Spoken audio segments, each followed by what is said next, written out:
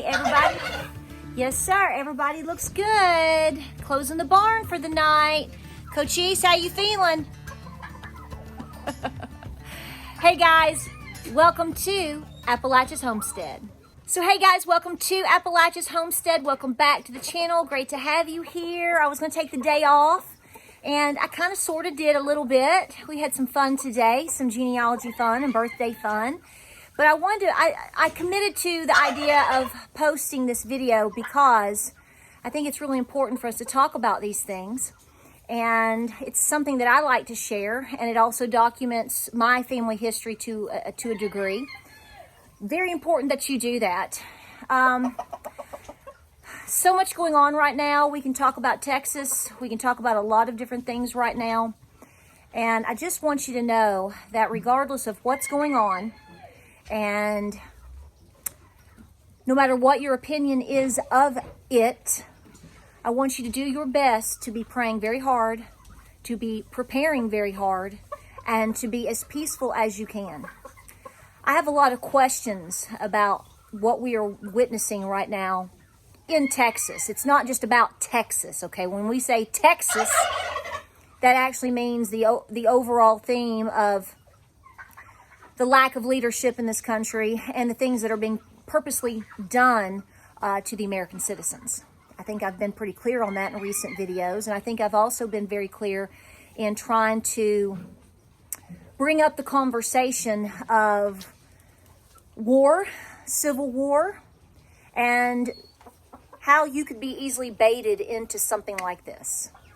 I have a lot of questions on the timeline of things. I have questions in terms of why somebody suddenly, just in the last week or so, really makes a move as we've entered into 2024, which is entering into the biggest election, in my opinion, that this country has ever had politically, at least to one that we can remember, okay? I mean, clearly we can go into other elections of the past, but we also understand that 2024 is incredibly crucial. I think it's fair to say and question that we are at a turning point. I think we've been at a turning point, and we have to decide who are we and who are we going to be. It should be we, the people, that make that decision, not a bunch of Looney Tunes that we think are representing us. And so, I mean, that's the most blatant way I know to say that. When you come to my channel, I'm not here. I put a post up this morning on my community page.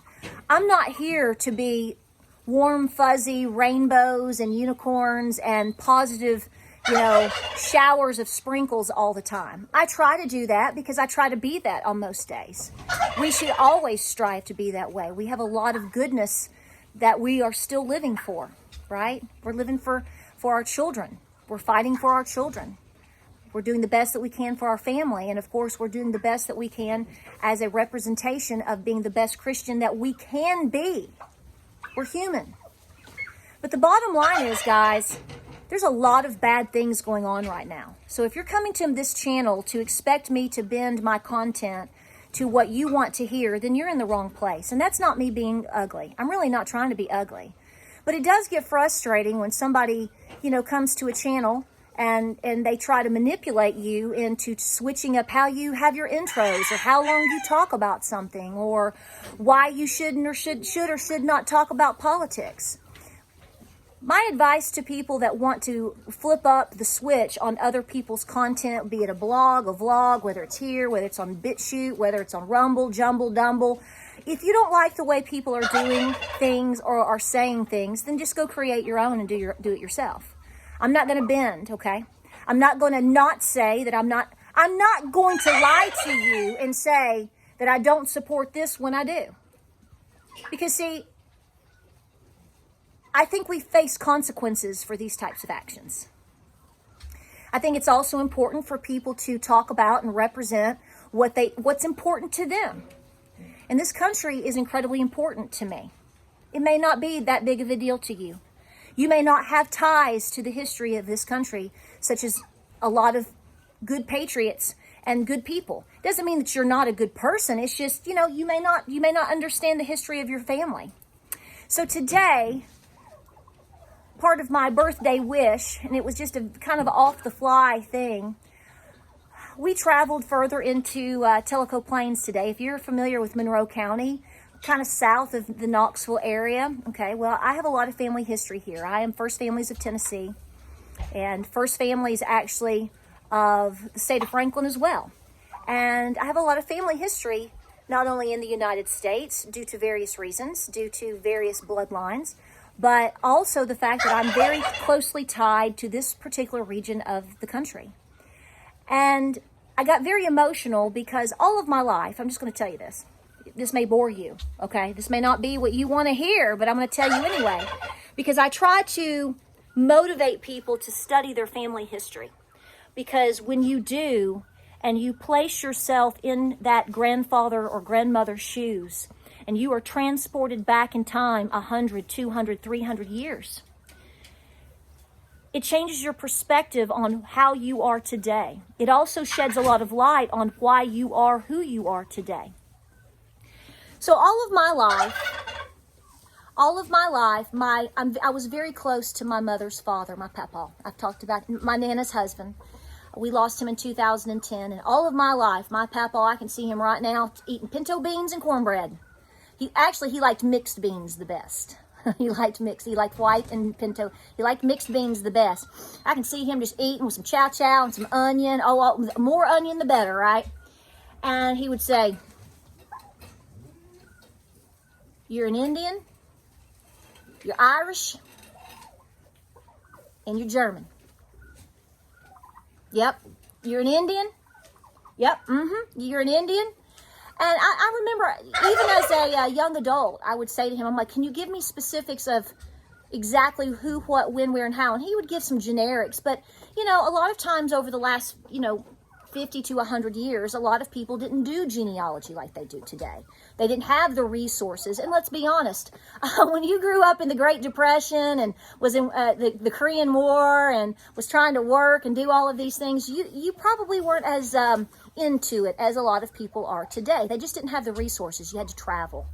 So he had specifics, basic specifics, and he would say all these things. Well, fast forward, I have knocked myself out up and down the block, really, trying to find this German connection. I do express some, not much, but some in my DNA. So I know that it's there, but because I have been studying my mother's side of the family so extensively over the last 5 or 6 years, very specific lines, and I would cling to the names and the surnames and the lines that I thought maybe he was referring to.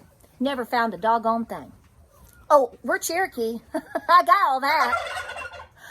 We're most definitely Irish. We are Scots-Irish, and we are most definitely Irish. Yes, we are both. So I've got, I have all this documented. And in fact, ironically, the paperwork that I have through 2 lines of my grandfather's, all of this information is on applications for Eastern Cherokee enrollment. And because I searched and sought that out, and the applications are so extensive, they started listing names that I had never heard of. I mean, I'm going back to like 1784, okay? And, so I have been working with these documents for a couple of years. And they're very extensive, and it has led me to many various places, from Cleveland, Tennessee, to Murphy, to Nashville, to Georgia, and back up, all in this little circle, really. South Carolina. And, I've really been able to dig in on our grassroots in terms of being Irish, Scots-Irish, which was really Scottish, and, of course, Cherokee. I've never found the German. I told my mom, I said, I think he's confused. I said, I don't know where that comes from. And I said, I know it's in my DNA. I said, but that has to come from Daddy's side, my daddy, meaning I get that from my dad. So I kind of just passed it off, right? Well, catch this. This is where I'm coming in here. Day before yesterday, I opened back up my notes and ancestry, and I haven't worked on a specific line that is located, that really comes from Pennsylvania. They landed in Pennsylvania. They ended up in Sevier County, part of the movement in terms of the state of Franklin, and eventually they moved to Monroe County, which is where a lot of my family is from, generationally closer to me. Monroe, McMinn, Loudon, Blunt, all this little southeast region of Tennessee, southeast region. And something popped up. This name popped up that I'd never seen before. And I thought, that's interesting. Well, cutting the chase very short here, which I have failed at already. There is my German grandmother. And the reason I had all of her information. I've been to the Historical Society about her because she owned land all through and out the Ocoee district in Monroe County. She was a feisty woman. She died in 1840. And I only had her married name. I could never find her documented maiden name. And well, I have found it. And I thought I was nuts. And I started putting things in and putting things, once you get that tip, it's like once you bust that one brick through that wall and you get that name, that's where it begins. And out of the blue, somebody somewhere has very successfully, for the first time that I've ever seen in years, they figured out who she was. And once you get that name and you start putting the names in and doing researches and looking through journals, it's accurate. So I found my German connection. And I found out that this particular grandmother, she's my 5th great grandmother, so it does go back. But her father came over from Germany in 1752 on the ship called the Neptune. This doesn't mean anything to you. I don't know if it does. But for me to sit there and to out of the blue, find something that I had been looking for years has popped up with me this week, day before yesterday. So my husband took me back to where their homestead was. If you know where Notchy Creek is, if you're in the Monroe County area, I'm telling you right now, my family owned land all up and down near Bald River Falls and Coker Creek, Ironsburg, Notchy Creek, and a lot of these places I'm generally familiar with, but I don't live right there, so there's some, I still have to do more research. And I thought about what these people endured just to get here. Can you imagine being on a ship in 1752, and you were on a ship 6, 8, 12 weeks just trying to get to where you're going? And the danger that is involved in that, and the sacrifice that is involved in that. Risking their lives to come here was so much better than where they were. And people want to know why we want to defend this country and to defend the sacrifices that our grandparents went through. And somebody can be real callous and say, well, my God, that's your 5th great grandmother. Who cares? Well, here's the thing. If she died on the trip coming down from Pennsylvania to what we now know as Sevierville, back up behind the courthouse area, back up in there. Yeah. What if she had died on the way? Well, that means she would have never had her son, John. He would have never had Margaret. And she would have never had William. And he never would have had Virgil. And he never would have had Bobby. And then Bobby would have never had Kim. And then Kim would have never have had me. This is how delicate. This is how delicate this is. This is how precious this is. The information I have is that he is, I guess, a Hessian German. I don't believe he fought in the Revolution. I do believe that he died prior to that.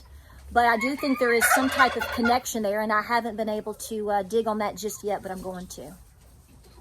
So when you ask people around you why they care about this election and why they care about what's going on with our country and why they care about losing this country. This is why. Yes, we have scars. Yes, we've had atrocities. Yes, the government has done a lot of bad things to a lot of people all through the years. But that doesn't change the fundamentals of we the people. And we have to gain that back. But I do want to say one thing. I want to stress to you, no matter what's going on, do your best to understand that things may not be what they are being painted to necessarily be. And I want you to use your head, and I want you to use your coolness before you make any decisions in doing anything. We have to be strong, and we have to be, well, guys, we have to stick together. There's a lot of things right now working against the American people, and we have to be smart enough to recognize that. So please be peaceful. Please be in prayer. God is greater than all of this. God is greater than all of this. And I want everybody safe and well and prepared. And at the end of the day, as I always say, at the end of the day, remember who you are and where you come from. And the things that saw your grandparents through was not just their grit and determination. It was their connection to God. These grandparents that I have that came from Germany, guess what I also have? I have their paperwork and the documentation showing their baptism in Pennsylvania. They were faithful people. They were God-fearing people. We have to be those people once again. I believe a lot of you are. But remember, we're just a smidgen on the earth. We're just a smidgen of the amount of people in this country. And what we actually need is a revival. So, I'm going to conclude this video. And I want to thank you for being here, chit-chatting with me. I'm going to have to go take another shower because I smell like a buck. The babies are doing good. We start going down to 1 bottle a day tomorrow. They're still going to get full bottles, but they're going to get full bottles in the morning. I'm watching the weather. We're going to cool down again, but we're not going to be anything like we were the last couple of weeks. But we're down to the 12-week mark, so I did extend it, so I'm going to pull them back to 1 bottle a day in the mornings. They are eating hay, they are eating feed, drinking water, and everybody's just doing really, really great. I just want to thank you for your support, and thank you for all the birthday wishes. My birthday is tomorrow, and we're going to have my family's giving me a little party, so it's going to be good, and that's all I want is, I love researching my family, and I love being with my family. And you guys are a part of that. That's why I'm filming this video. Do not give up, folks. But keep your head about you, okay? I don't know if anybody's encouraging that. I know there's a lot of gung-ho-ness right now in terms of this, and I get it, and I understand it. And believe me, nobody gets more fired up about a lot of things than I do. But at the same time, we have to be smart, and we have to be wise, and we have to use our discernment. And I'm saying right now, look back over the last couple of years and look what's happened. We must be smart, and we absolutely have to trust the Lord. I hope this video finds you well, and I hope that you receive it in the light in which I intend for it to come to you. And if you want to say a little prayer that I have a little bit more luck in finding more information about my grandfather and grandmother for that matter, now I know where we come from again, and the sacrifices made for me and for you too. My papa was right. My papa's been right every time. And now I have all the documentation to back him up. That's very powerful, folks. That is pure power. Love you guys. Like, subscribe, and share. Thanks for being here. I'll see you tomorrow. Let's do it. I'll see you tomorrow. Have a great night. I love you so much. Be safe. Be smart. And we'll see you on the next video.